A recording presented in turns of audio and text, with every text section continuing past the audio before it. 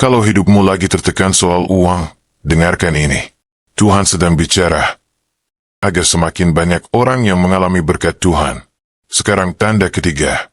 Ketika Tuhan memberkati, karaktermu diubah. Saya tahu banyak orang ingin berkat untuk menunjukkan kepada orang lain bahwa mereka berhasil.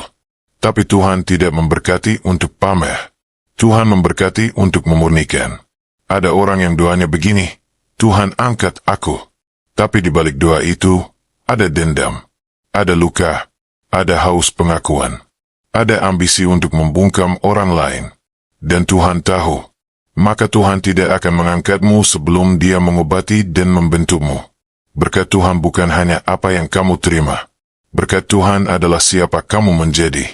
Galatia 5 ayat 22-23. Tetapi buah roh ialah kasih sukacita, damai sejahtera, kesabaran, kemurahan, kebaikan, kesetiaan, kelemah lembutan, penguasaan diri. Tidak ada hukum yang menentang hal-hal itu.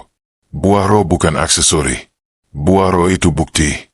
Kalau seseorang berkata diberkati, tapi hidupnya makin kasar, makin sombong, makin tidak bisa dikoreksi, makin cinta uang, makin cuek pada keluarga, maka itu bukan berkat Tuhan. Itu hanya kenaikan keadaan yang memperbesar daging.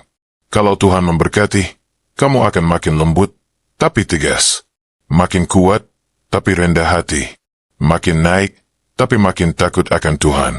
Makin punya, tapi makin murah hati. Makin dipercaya, tapi makin bisa menguasai diri. Saya tegur dengan kasih. Banyak jemaat salah. Mereka mengira berkat itu tanda Tuhan setuju dengan semua langkahnya. Tidak. Kadang Tuhan mengizinkan kamu punya sesuatu untuk menguji apakah kamu masih menyembah Dia atau menyembah pemberiannya.